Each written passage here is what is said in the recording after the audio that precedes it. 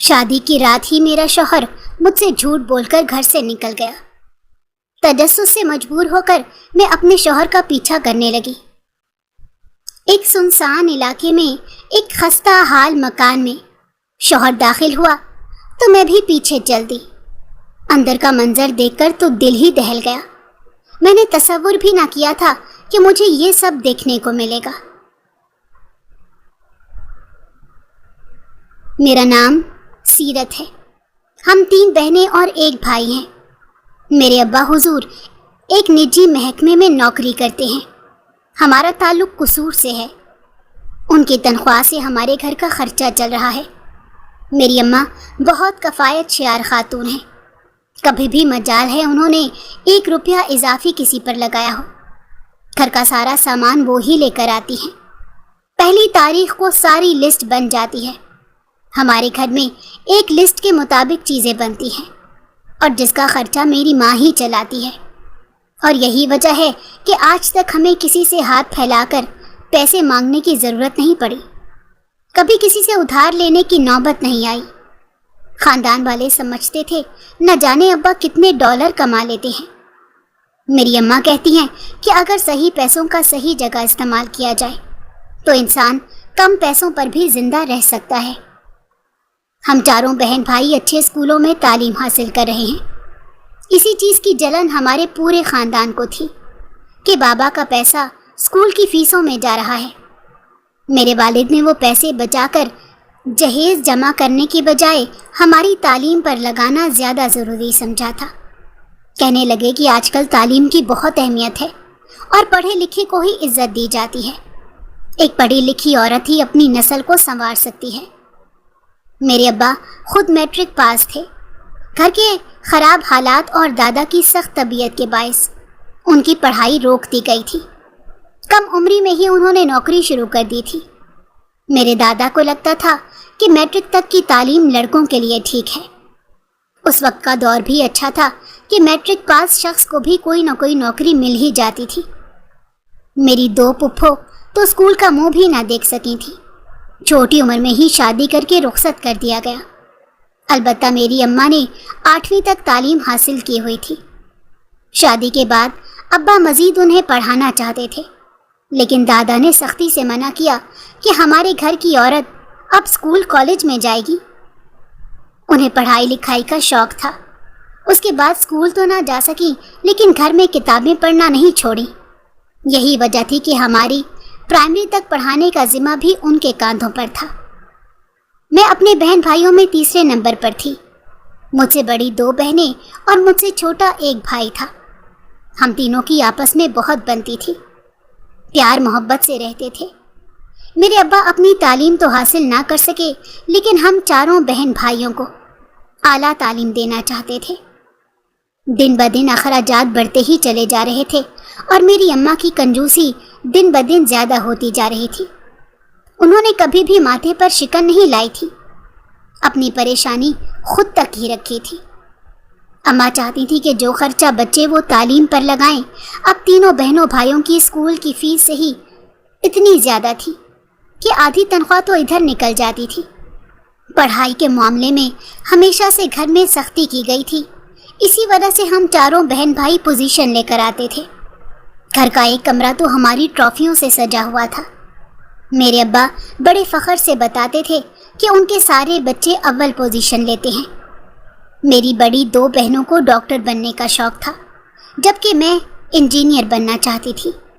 گھر کے 3 کمروں میں سے ایک کمرہ تو ہماری پڑھائی کے لیے محدود کر دیا گیا تھا، جہاں ہر طرف کتابیں بکھری ہوئی تھیں۔ ہم سب بہن بھائی وہاں بیٹھ کر پڑھائی کیا کرتے تھے۔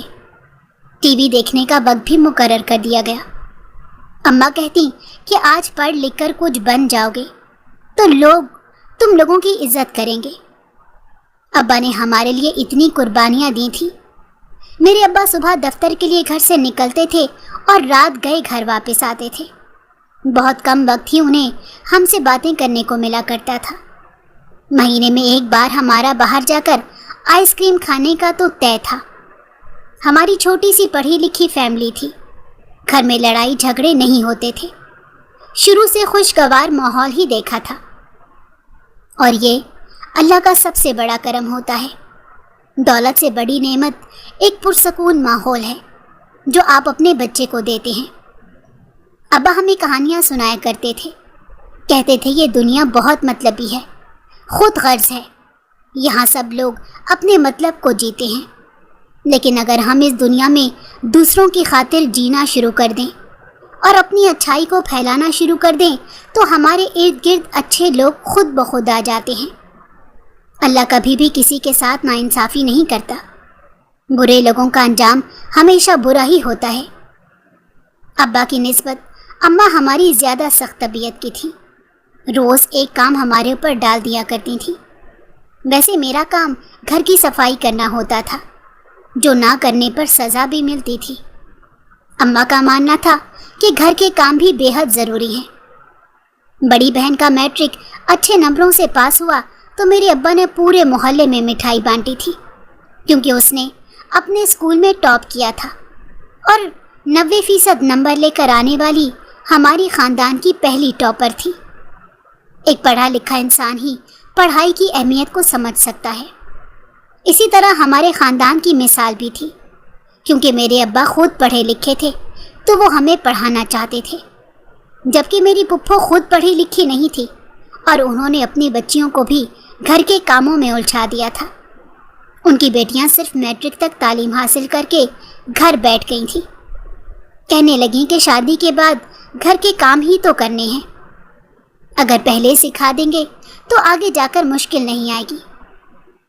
ان کی سوچ ہم سے مختلف تھی۔ مجھے ایسے لوگوں کی سوچ سے بڑی الجھن ہے۔ میں نڈر طبیعت کی مالک رہی تھی، جو کام بیٹے کر سکتے ہیں وہ بیٹیاں کیوں نہیں کر سکتی؟ مجھے اپنا ابا پر یہ فخر تھا کہ ہماری تربیت اس انداز میں کی کہ ہم خود بھی کوئی غلط کام نہیں کر سکتے تھے اور نہ ہی اپنے باپ کا سر کبھی شرمندگی سے جھکنے دے سکتے تھے۔ FSC میں باجی کو ایسی نظر لگی کہ سارے امتحان کے دوران وہ بستر پر ہی پڑی رہی، ٹھیک سے تیاری بھی نہ کر سکی۔ ہمیشہ سے وہ اول پوزیشن لے کر آیا کرتی تھی، اور اس بار جب ان کے امتحانات اتنے اچھے نہ ہو سکے تو وہ اپنے آپ سے خاصی مایوس تھی۔ اماں نے تو انہیں سمجھانے کی بہت کوشش کی کہ جیت ہار انسان کے ساتھ لگی رہتی ہے، اور بہترین انسان تو وہ ہے جو اپنی ہار کو قبول کر کے اپنی غلطیوں سے سیکھنا شروع کر دے۔ پہلی بار میں ان کے نمبر اتنے اچھے نہیں آئے تھے۔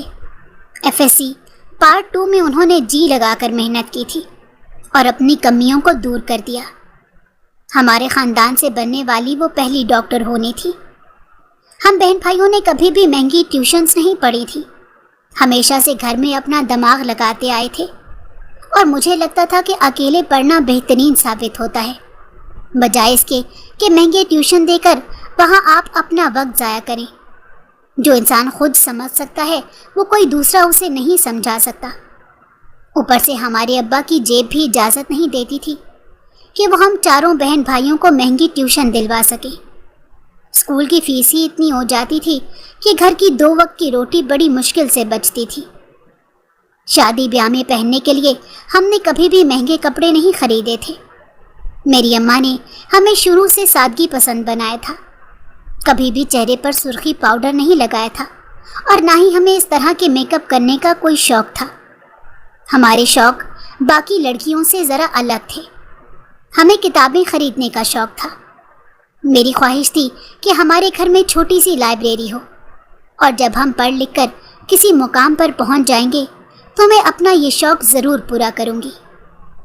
میری بڑی بہن کا داخلہ میڈیکل کالج میں ہو گیا اور ہم سب اس سے بہت خوش تھے۔ بہن کا داخلہ دوسرے شہر میں ہوا تھا تو اخراجات تھوڑے بڑھ گئے تھے۔ ہاسٹل کی فیس ہی اس قدر زیادہ تھی کہ ابا کا ہاتھ مزید تنگ ہو گیا۔ انہوں نے تو شام کے وقت کی بھی کوئی نوکری ڈھونڈنے کی بڑی کوشش کی، لیکن میری اماں نے ہی منع کر دیا کہ اب آپ کی ہڈیوں میں ویسی جان نہیں رہی، اس عمر میں کہاں 2 نوکریاں کرتے پھریں گے، اپنی صحت خراب کر لیں گے۔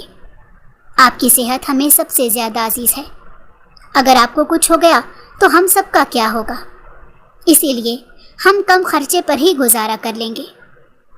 میں نے اور میری بڑی بہن نے ٹیوشن پڑھانا شروع کی تھی، جس سے تھوڑی بہت رقم آ جایا کرتی تھی۔ ہمارے اسکول کی فیس ادا ہو جاتی تھی۔ اماں کا تھوڑا بہت ہاتھ بڑھ جاتا تھا۔ محلے کے بچے ٹیوشن پڑھنے کو تو بےتاب رہتے تھے۔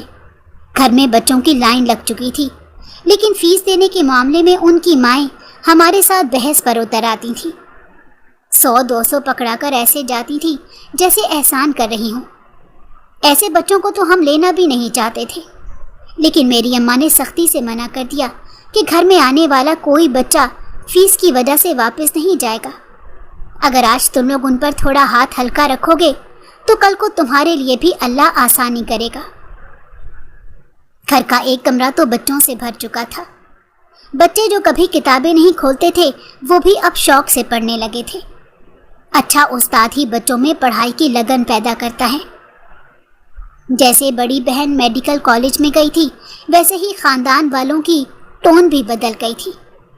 پہلے جو ابا کو باتیں سنایا کرتے تھے کہ بیٹیوں کو پڑھانے کا کوئی فائدہ نہیں، وہی لوگ میری بہن کے لیے تعریفوں کے پل باندھ رہے تھے۔ اس کے لیے تو اس عمر میں ہی رشتے آنا شروع ہو گئے۔ میری پھپھو کہنے لگی کہ گھر کی بیٹی کو گھر میں ہی رہنے دو۔ ان کا بیٹا زیادہ پڑھا لکھا نہیں تھا اور نہ ہی میری بہن کے ساتھ اس کا کوئی جوڑ بنتا تھا۔ ابا نے اس لیے انکار کر دیا کہ وہ اپنی ڈاکٹر بیٹی کے لیے ان کی پسند کا ہی لڑکا لے کر آئیں گے۔ اتنی بات سننی تھی کہ دوبارہ سے خاندان بھر میں باتیں بننے لگی کہ ان کی بیٹیاں پڑھ لکھ کر اڑان بھرنے لگی ہیں۔ لیکن نہ تو میرے اماں اور ابا کو ان لوگوں کی باتوں سے فرق پڑتا تھا اور نہ ہی آج پڑھنے والا تھا۔ وہ کہنے لگے کہ اپنی مرضی کر لینی چاہیے تاکہ کل وقت کے بعد کوئی پچھتاوا نہ ہو۔ دوسرے نمبر والی بہن بھی زور و شور سے میڈیکل کی تیاری کر رہی تھی، لیکن ہر ایک کے لیے قسمت کے دروازے کھلتے نہیں ہیں، اور بدقسمتی سے اس کا میڈیکل میں داخلہ نہ ہو سکا۔ اس کے بعد وہ کافی اداس رہنے لگی تھی۔ 1 سال کے بعد اس نے دوبارہ میڈیکل کے لیے کوشش کی اور اس سال اس کی قسمت کا دروازہ کھل چکا تھا۔ اللہ نے دیر سے ہی صحیح لیکن اسے نا امید نہیں کیا تھا، اور اللہ اپنی رحمت سے کسی کو نا امید نہیں کرتا۔ جب سے میری دونوں بہنوں کا داخلہ میڈیکل میں ہوا تھا، محلے بھر میں ابا کی عزت بڑھ چکی تھی۔ کہنے لگے باپ اپنی تیسری بیٹی کو بھی ڈاکٹر ہی بنائے گا۔ لیکن میرا شوق ذرا مختلف تھا۔ میں انجینئر بننا چاہ رہی تھی۔ لوگوں کی بری نظریں بھی ہم پر ہی تھیں۔ کہنے لگے کہ ضرور کوئی سفارش کروائی ہوگی، تبھی تو دونوں بیٹیاں میڈیکل میں نکل گئی ہیں۔ ابا کا سر فخر سے بلند ہو گیا تھا۔ لوگ اپنی بیٹیوں کے لیے ابا سے مشورہ لیا کرتے تھے۔ بہت سی بچیاں اب اسکول اور کالج پڑھنے لگی تھیں، کہتی کہ ہم بھی فرا باجی کی طرح ڈاکٹر بنیں گی۔ لوگ مثال دیا کرتے تھے کہ انہوں نے کیسے کم وسائل میں بھی اپنی بیٹیوں کو اچھی تعلیم دی ہے۔ میرے ابا تو تعریف کے قابل ہی انسان تھے۔ انہوں نے ہمیشہ ہم پر اعتماد کیا تھا، اپنی بیٹیوں کو حوصلہ دیا تھا۔ ایک عورت کی کامیابی کے پیچھے بھی اس کے باپ، بھائی اور بیٹے کا ہاتھ ہوتا ہے۔ عورت اب بھی جا کر کامیاب ہو سکتی ہے جب اسے گھر سے وہ اعتماد اور محبت ملے جس کی وہ حقدار ہے۔ اب میرے ابا کو ہماری شادی کی فکر لگ گئی تھی۔ کہنے لگے کہ عمر شادی کو پہنچ گئی ہے، 2-3 سال تک میڈیکل بھی مکمل ہو جائے گا، تب تک کوئی اچھا رشتہ دیکھ کر بات پکی کر دینے میں کوئی حرج نہیں۔ میری بہن تو ابھی شادی نہیں کرنا چاہتی تھی، لیکن ابا کی رضامندی کے آگے اس نے بھی گھٹنے ٹیک دیے تھے۔ نیک اور شریف گھر کے 2 لڑکے تھے۔ میری اماں کو تو لڑکے اور ان کے گھر والے بہت پسند آئے تھے۔ کہنے لگیں کہ پڑھے لکھی سمجھدار فیملی ہے، ہماری بیٹیوں کو ایسا گھر ہی چاہیے تھا۔ سادگی سے رشتہ طے ہو گیا۔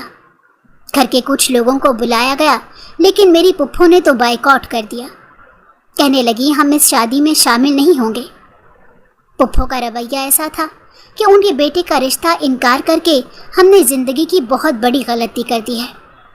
ابا کو کہنے لگی کہ اب آپ لوگ بڑے بن گئے ہیں، اگر آپ کی بیٹیاں یہی میٹرک پاس ہوتی تو میں بھی دیکھ لیتی کہ میرے بیٹے کے علاوہ کون آپ لوگوں کو رشتہ دیتا۔ اونچی دکان اور پھیکے پکوان والی مثال ہے۔ میری اماں نے جب سے رشتہ طے کیا تھا تھوڑا بہت سامان بہنوں کے لیے جمع کرنے لگی تھی۔ میری بڑی بہن ہوم ٹیوشن دے کر اپنی میڈیکل کی پڑھائی کا خرچہ خود اٹھا رہی تھی۔ اسے بھی معلوم تھا کہ 2 بیٹیوں کی ہاسٹل فیس دینا ابا کے لیے آسان نہیں ہے۔ 2 سال بعد ان کی شادی کی تاریخ طے کر دینی تھی۔ میں انجینئرنگ کالج میں جانے لگی تھی۔ بہن کے سسرال والے بہت اچھے تھے، ان کے بیٹے بھی تعلیم حاصل کر رہے تھے۔ انہوں نے جہیز کی کوئی ڈیمانڈ نہ کی تھی۔ 2 سال بھی پلک جھپکتے گزر گئے۔ بڑی بہنوں کی شادی کی تاریخ طے ہو گئی۔ میں اماں کے ساتھ روز بازاروں کے چکر لگاتی تھی۔ اتنے عرصے تک جب دونوں بہنیں گھر سے باہر رہ رہی تھیں تو گھر کی ساری ذمہ داری میں نے ہی اماں کے ساتھ بانٹی تھی۔ گھر کے آدھے کام تو میں ہی کیا کرتی تھی۔ میرا انجینئرنگ کالج گھر سے زیادہ دور نہیں تھا، روز بس پر سفر کرنا زیادہ مناسب تھا۔ بہنوں کی شادی سر پر پہنچ گئی تھی۔ آخر وہ دن بھی آ گیا۔ بہنوں نے رخصت ہو کر پرائے گھر چلے جانا تھا۔ میرے ابا تو صبح سے اپنی نم آنکھوں کو چھپاتے پھر رہے تھے۔ آدھے خاندان کے لوگ تو ہم سے ویسے ہی ناراض تھے۔ جو تھوڑے بہت شامل تھے وہ بھی ایسی باتیں کر رہے تھے کہ دل ہی دکھ رہا تھا۔ ابا کے کاندھوں پر ساری ذمہ داری آ گئی۔ بھائی بھی ابھی چھوٹا تھا۔ میں تو اپنی بہنوں کے لیے دعا گو تھی کہ اللہ ان کی آگے کی زندگی بہت اچھی کرے۔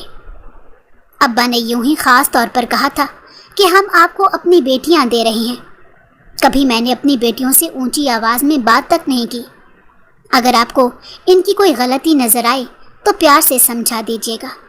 انہیں ڈانٹنے یا مارنے کی کوئی ضرورت نہیں ہے۔ میری بیٹیاں مجھ پر بوجھ نہیں ہیں۔ اگر آپ کو وہ بوجھ لگنے لگیں تو مجھے واپس کر دیجیے گا۔ بہنوں کی شادی میں ہی میرا رشتہ بھی طے ہو گیا تھا۔ میں اپنے والدین کی رضامندی میں خوش تھی۔ ہم سب بہنوں نے والدین کی پسند سے ہی شادیاں کرنے کو ترجیح دی تھی۔ خود کہیں عشق و عاشقی کے چکر نہیں چلائے تھے۔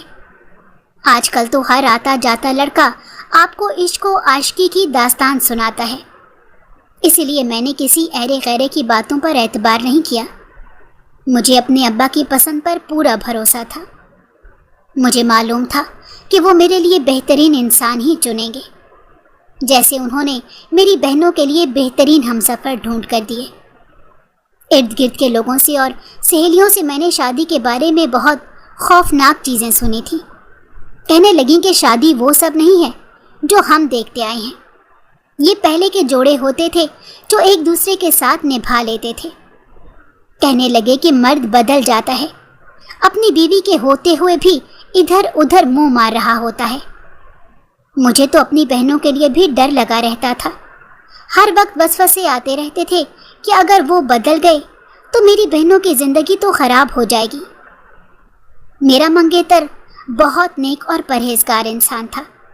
وہ مجھ سے بھی بہت کم بات کرتا تھا۔ اماں کی اجازت سے کبھی کبھار میں خود ہی حال چال پوچھ لیا کرتی۔ آج تک انہوں نے کسی لڑکی سے بات نہیں کی تھی، اسی لیے کئی بار وہ مجھ سے بات کرتے بھی گھبرا جاتے تھے۔ کہتے تھے کہ میں شادی سے پہلے بات چیت کا قائل نہیں ہوں۔ ان کی یہ باتیں مجھے بہت اچھی لگتی تھیں۔ اب مجھے والدین کی پسند پر فخر ہونے لگا تھا۔ میری بہنیں اپنے گھر پر بہت خوش تھیں۔ کسی تہوار پر وہ ہمارے گھر لازمی آیا کرتی تھی۔ اب تو ان کی زندگی مزید مصروف ہو گئی تھی۔ صبح کے وقت وہ ہاسپٹل جاتی تھیں اور شام کو گھر آ کر ان کے اپنے گھر کے 100 کام ہوتے تھے۔ لیکن پھر بھی اگر اماں انہیں دعوت پر بلائیں تو حاضر ہو جایا کرتی تھیں۔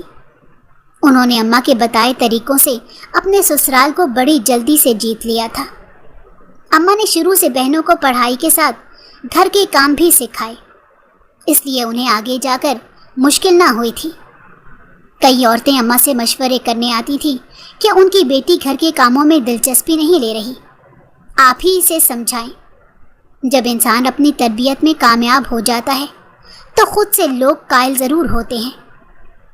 میری اماں کہا کرتی تھیں کہ لوگوں کو لفظوں کے بجائے اپنے عمل سے قائل کرنا سیکھو، تاکہ تمہیں بار بار انہیں جسٹیفیکیشن نہ دینی پڑے۔ میری منگنی کو 2 سال ہونے والے تھے۔ میں نے آج تک اپنے شوہر کے متعلق کوئی عجیب و غریب بات نہیں سنی تھی۔ میرے ابا بھی کہا کرتے تھے بڑا نیک بچہ ہے، کسی برے کام میں ملوث نہیں تھا، چھوٹی عمر سے اس نے گھر کی ذمہ داریاں سنبھال لی تھیں۔ میری ایک چھوٹی نند تھی اور میرے شوہر کے اماں ابا کا انتقال ہو چکا تھا، تو پڑھائی کے ساتھ میرے شوہر نے نوکری بھی شروع کر دی تھی۔ میرے ابا تو اس کی اس محنت کے بڑے قائل ہوئے تھے اور اسی کے بھروسے انہوں نے میرا رشتہ اس کو دے دیا تھا۔ میری پھپھو کی بیٹیاں بھی منگنی والے دن اس کے آگے پیچھے گھوم رہی تھیں، کہنے لگیں کہ اتنا خوبصورت لڑکا تم نے کہاں سے ڈھونڈ لیا؟ مجھے تو ان کی باتوں پر بڑا غصہ آنے لگا تھا۔ پھپھو تو اپنی بیٹیوں کی بڑی مثال دیتی تھیں کہ ان کی بیٹیاں بڑی نیک اور پرہیزگار ہیں، یہاں وہ میرے ہونے والے شوہر پر ڈوریں ڈال رہی تھیں۔ لیکن میرا شوہر صرف مجھے پسند کرتا تھا، اس نے تو کبھی خاندان کی کسی لڑکی کو آنکھ اٹھا کر نہیں دیکھا تھا۔ تبھی تو یہ حسرت سے کہا کرتی تھی کہ تم نے اسے کیسے قابو کر لیا؟ میں نے کہا کہ مجھ جیسی لڑکی کو قابو کرنے کی ضرورت نہیں پڑتی، ایسے مرد خود پہچان لیتے ہیں۔ میں ارد گرد کی لڑکیوں پر بڑا غصہ کرتی تھی۔ میری اماں کہتی خون جلانے کا کوئی فائدہ نہیں، کچھ عرصے میں ہم تمہاری شادی کر دیں گے۔ میرا منگیتر بھی کہتا تھا کہ میں صرف تم سے محبت کرتا ہوں، اور جس دن تم شادی کر کے میرے گھر آ گئی تمہیں اس چیز کا خود ہی پتہ چل جائے گا۔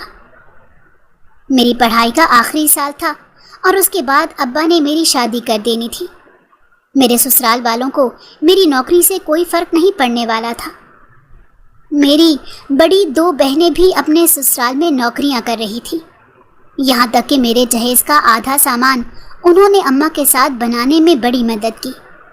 کہنے لگی کہ ہمیں کچھ تو قرض اتارنے کا موقع دیں، ویسے تو آپ لوگ ویسے نہیں لیتے، ہم اپنی بہن کے لیے اپنی خوشی سے کچھ لینا چاہتے ہیں۔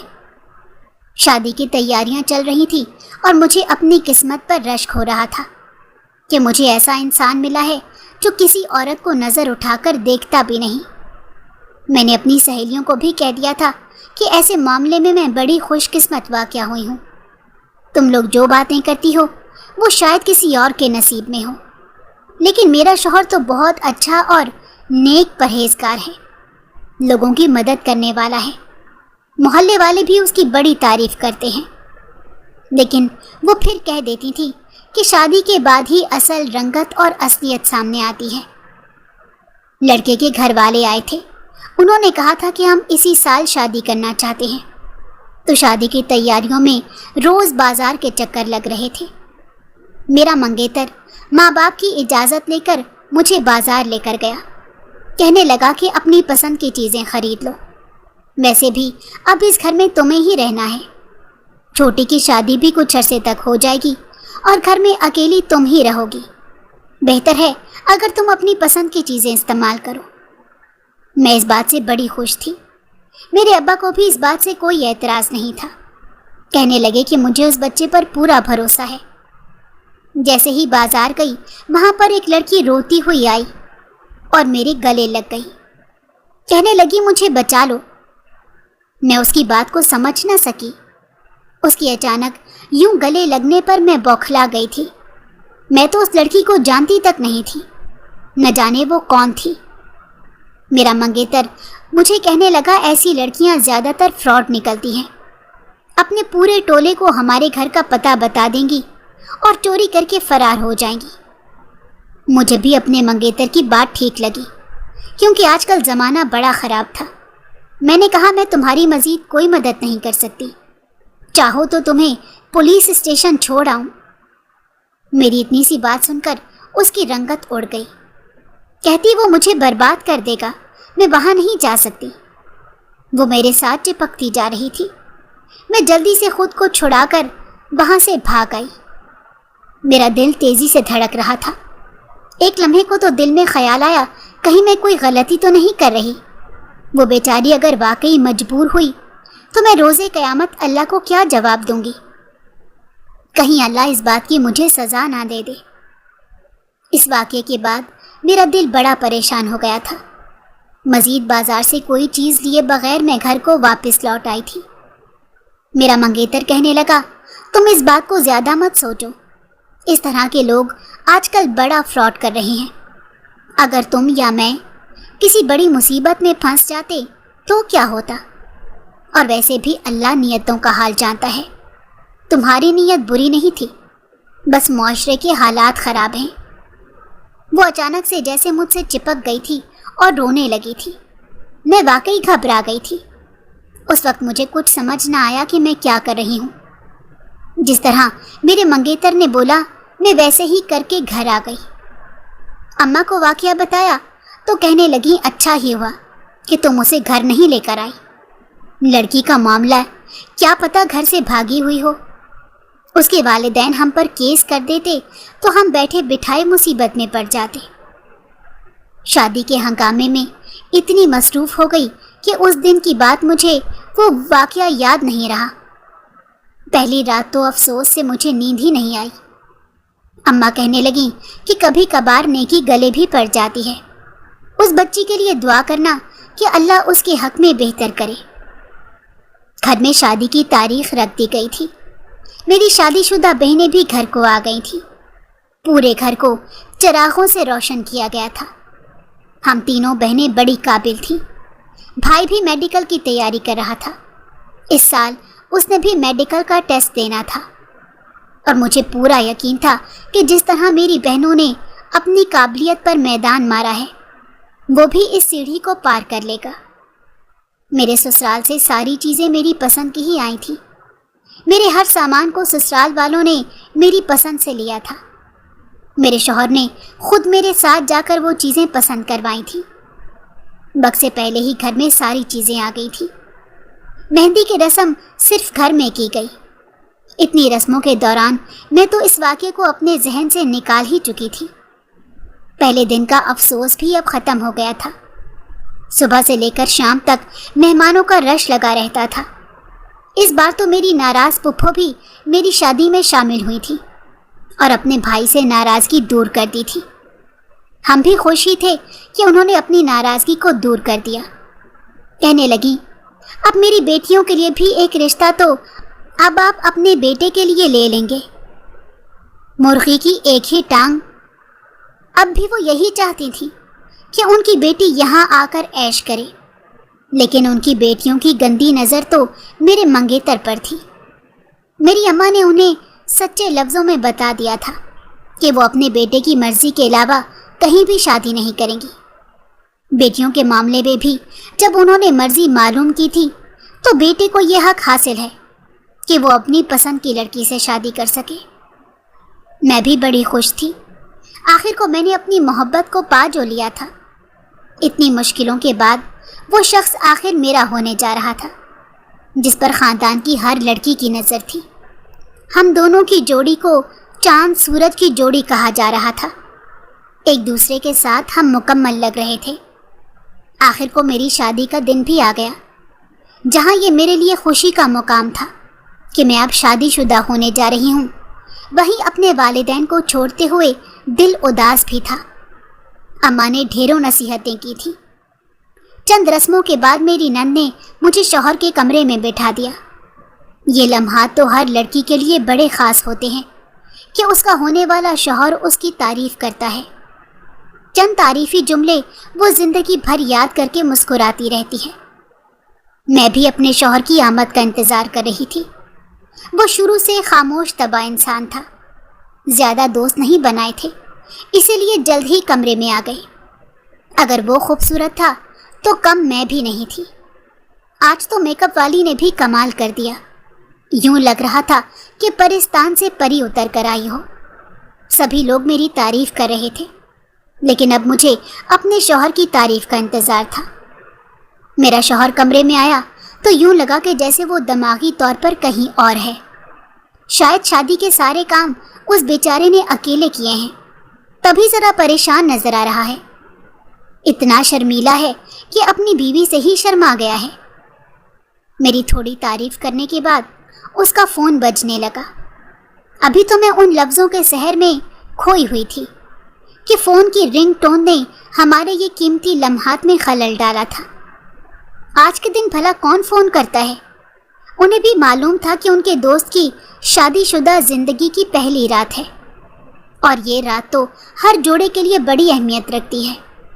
مجھے لگا کہ میرا شوہر وہ فون کاٹ دے گا، لیکن اس نے جلد بازی میں فون اٹھا لیا، اور فون اٹھاتے ساتھ ہی وہ ہڑبڑی میں آگے کہنے لگا کہ بہت ضروری کام ہے، اچانک سے مجھے جانا پڑے گا۔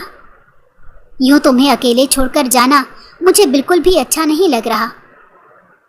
اس کا رویہ شادی کے بعد سے اتنا بدل گیا تھا کہ میں یقین ہی نہیں کر پا رہی تھی۔ پہلے تو کبھی بھی وہ ایسی بات نہیں کرتا تھا جس سے مجھے دل آزاری ہو۔ میں خاموشی سے اسے دیکھ رہی تھی۔ پہلے دن کی دلہن بھلا کیا ہی احتجاج کر سکتی ہے، لیکن مجھے اس پر شک سا ہونے لگا کہ کہیں اس نے پہلے سے شادی تو نہیں کر رکھی۔ میں نے پوچھنے کی کوشش کی کہ ایسا بھی کیا ضروری کام ہے کہ سہاگ رات والے دن ہی تمہیں جانا پڑ رہا ہے؟ تو کہنے لگا کہ ایک دوست مصیبت میں پھنس گیا ہے، اسی لیے جا رہا ہوں، جلد ہی واپس آ جاؤں گا، اور مجھے کپڑے بدل کر سونے کا مشورہ دے دیا۔ اب بھلا کیا ہی نیند آنی تھی، یہ رات سونے کے لیے تھوڑا ہی ہوتی ہے۔ ایک دوسرے کی قربت میں جو نشہ سر چڑھ کر بولتا ہے وہ نشہ اب اتر گیا تھا۔ آج کے حوالے سے تو میری دوستوں نے مجھے بڑی چھیڑ خانی کی تھی، کہنے لگیں کہ محبت کی شادی ہے، ضرور آج رات جاگنا پڑے گا۔ ان کی زو معنی باتوں پر میں شرما سی جاتی تھی۔ شوہر مجھے سونے کا کہہ کر خود باہر نکل گیا۔ میں بھی بڑے تجسس میں گھر کے پچھلے دروازے سے اس کے پیچھے ہو گئی۔ اب مجھے یہ بات جاننی تھی کہ آخر کو اپنی شادی والی رات وہ مجھے چھوڑ کر کہاں جا رہا ہے۔ اس کے دوست کے باقی دوست مر گئے تھے، کوئی اور بھی اس کی مدد کو پہنچ سکتا تھا، لیکن میرا شوہر ہی وہاں کیوں جا رہا ہے؟ میرے ذہن میں بہت سارے سوالات تھے۔ اب تو میرا شک مزید بڑھ گیا تھا۔ کچھ شک میری دوستوں نے میرے دماغ میں ڈال دیا تھا کہ کتنا خوبصورت لڑکا ہے، ضرور کوئی نہ کوئی لڑکی تو اس کے چکر میں ضرور ہوگی۔ آج کل تو لڑکے شکل سے ہی شریف لگتے ہیں۔ اس نے موٹر سائیکل چلائی تو میں بھی پیچھے سے گاڑی میں بیٹھ گئی۔ شادی کا گھر تھا، کسی مہمان کو تنگ کرنا بہتر نہیں سمجھا، ورنہ شاید کل تک پورے خاندان میں یہ ہنگامہ مچا ہوتا۔ جیسے جیسے وہ موٹر سائیکل میں ایک انجان علاقے میں جا رہا تھا، میں بھی پیچھے پیچھے چلنے لگی۔ بھلا یہاں اس کے دوست کا کون سا گھر ہوگا؟ جنگل اور بیابان سا علاقہ تھا، دور دور تک ایک دو گھر ہی نظر آ رہے تھے۔ تھوڑا دور جا کر اس نے موٹر سائیکل روک دی۔ میں بھی اپنی گاڑی دور ہی رکوا چکی تھی اور پیدل چلنے لگی۔ رات کا اندھیرا بڑھنے لگا تھا۔ دل میں خوف بھی پیدا ہو رہا تھا کہ اگر میرے شوہر نے مجھے یہاں دیکھ لیا اور غصہ ہو گیا تو میں کیا کروں گی؟ لیکن مجھے یہ بھی جاننا تھا کہ مجھ سے جھوٹ بول کر وہ یہاں کیوں آ رہا ہے۔ وہ تو کہنے لگا کہ اس کا دوست بیمار ہے۔ وہ عجلت میں اندر داخل ہونے لگا اور اس تیزی میں گیا کہ باہر کا دروازہ بند کرنا بھی بھول گیا۔ 2 کمروں کا چھوٹا سا مکان تھا جو آدھا کچا پکا سا تھا۔ دیواروں پر پینسلوں کے نشان واضح تھے، یوں لگ رہا تھا کہ سالوں سے پینٹ نہیں کروایا گیا۔ ٹوٹا ہوا فرش اب بھی ویسا ہی تھا۔ چند پرانے سٹیل کے برتن کھلے پڑے ہوئے تھے۔ جو بھی یہاں رہ رہا تھا یا تو وہ نہایت غریب تھا یا پھر لاپرواہ طبیعت کا انسان تھا۔ باہر کے حالات دیکھ کر اندر کی جانب بڑھنے لگی تو ایک عورت کی روتے ہوئے آواز آئی۔ اس کی آواز نے میرے قدموں کو جکڑ لیا تھا۔ شاید وہ اس کے دوست کی بہن یا بیوی بھی ہو سکتی ہے۔ دماغ کو تسلی دی اور کہا کہ کچھ نہیں ہوگا۔ میں تھوڑا آگے جا کر کمرے میں جھانکنے لگی تو اندر کا نظارہ دیکھ کر میرے پاؤں تلے سے زمین نکل گئی۔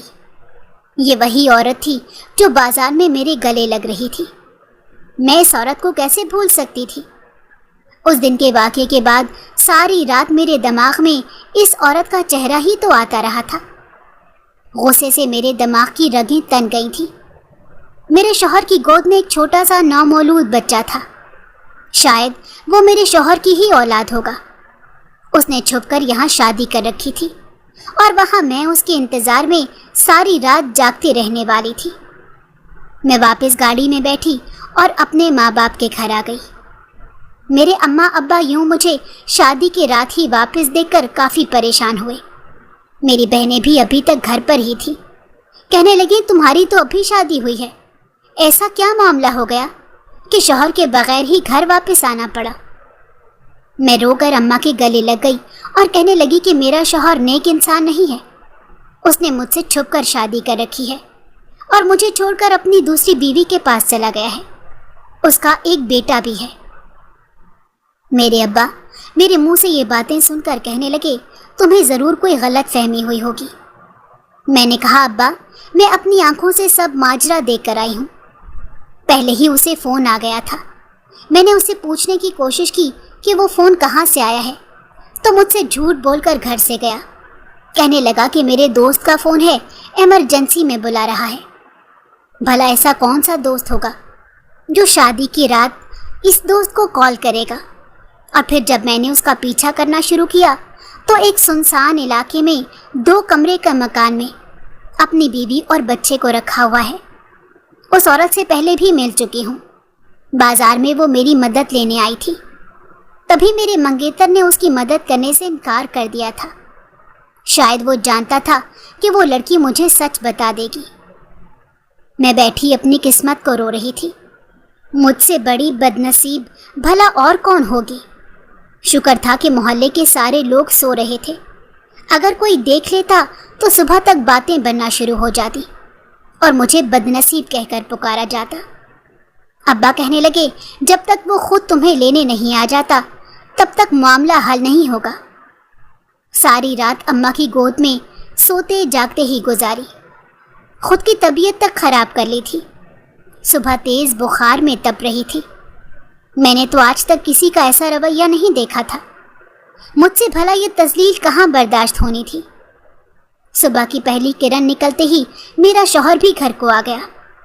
کہنے لگا میں اپنی بیوی کو لینے آیا ہوں، ضرور اسے کوئی غلط فہمی ہوئی ہوگی۔ میری کوئی بھی بیوی نہیں ہے، یہ میری اکلوتی اور لاڈلی بیوی ہے۔ اس رات مجھے جانا پڑا۔ میں نے کہا کہ میں اپنی آنکھوں سے سب کچھ دیکھ چکی ہوں، اگر تم مجھے اب بھی جھوٹ بولنا چاہتے ہو تو بول سکتے ہو، لیکن تمہارے ساتھ میں واپس نہیں جاؤں گی۔ میرا شوہر میرے قدموں میں بیٹھ کر کہنے لگا کہ اس طرح کی بے وقوفوں والی باتیں مت کرو، میں تمہیں ساری حقیقت بتا دوں گا، لیکن پہلے تمہیں گھر جانا ہوگا۔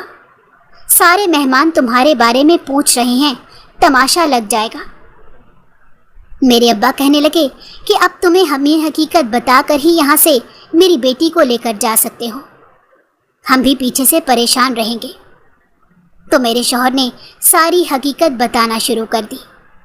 کہنے لگا کہ اس شام میں کسی کام کے لیے گھر سے باہر نکلا تو وہ عورت مجھے بھاگتی ہوئی دکھائی دی۔ اس عورت کے پیچھے چند غنڈے لگے ہوئے تھے، وہ شکل سے ہی نشئی لگ رہے تھے۔ عورت نے گود میں نامولود بچہ اٹھا رکھا تھا۔ میں ویسے اس کی مدد کو نہ رکتا، لیکن اس بچے کو دیکھ کر میرے دل میں رحم آ گیا اور میں نے اس لڑکی کی مدد کرنے کا سوچا۔ اپنی بہن بنا کر اسے ایک کرائے کے مکان میں جگہ دلا دی، اور اس رات بھی اس کے بچے کی طبیعت خراب تھی، اسی وجہ سے میں انکار نہ کر سکا۔ میں نے کہا کہ تم اس لڑکی کو ہمارے گھر بھی تو لے کر آ سکتے تھے اور مجھے حقیقت بتا کر بھی جا سکتے تھے، بھلا ایسا جھوٹ بولنے کی کیا ضرورت تھی؟ کہنے لگا کہ مہمان زیادہ ہونے کی وجہ سے میں اس لڑکی کی جان خطرے میں نہیں ڈال سکتا تھا۔ شوہر کی وفات کے بعد ساس نے اسے بیچ دیا تھا اور وہاں سے وہ اپنی عزت بچانے کو گھر سے بھاگی تھی۔ تمہیں میں حقیقت بعد میں بتانا چاہتا تھا، اس وقت اگر میں تمہیں یہ بتاتا تو تمہیں مزید برا لگتا، اسی لیے جھوٹ بولنا زیادہ مناسب سمجھا کہ بعد میں تمہیں سب کچھ بتا کر تمہارا دل صاف کر دوں گا۔ لیکن مجھے معلوم نہیں تھا کہ تم میرا پیچھا کرنا شروع کر دو گی۔ اب مجھے اپنی حرکت پر شرمندگی ہو رہی تھی۔ مجھے اپنے شوہر کا اعتبار کرنا چاہیے تھا۔ میاں بیوی کا رشتہ ہی اعتبار کے ساتھ چلتا ہے، ورنہ لوگ تو اس میں درار ڈالنے کی کوشش کرتے رہتے ہیں۔ ابا سے مل کر میں واپس گھر کو آ گئی تھی اور اپنے شوہر سے معافی بھی مانگی تھی۔ میرے شوہر نے مجھے کھلے دل سے معاف کر دیا تھا اور بعد میں کبھی بھی ماضی کا کوئی تانا نہیں دیا تھا۔ ہم نے اس لڑکی کی خود شادی کروائی۔ اب وہ اپنے گھر میں خوش تھی اور میری شادی شدہ زندگی بھی بہترین جا رہی تھی۔ میرا شوہر واقعی نیک اور پرہیزگار انسان ہے۔ بھلا آج کل کے زمانے میں کون کسی کی اس طرح مدد کرتا ہے؟ مجھے اپنے شوہر پر بڑا فخر تھا۔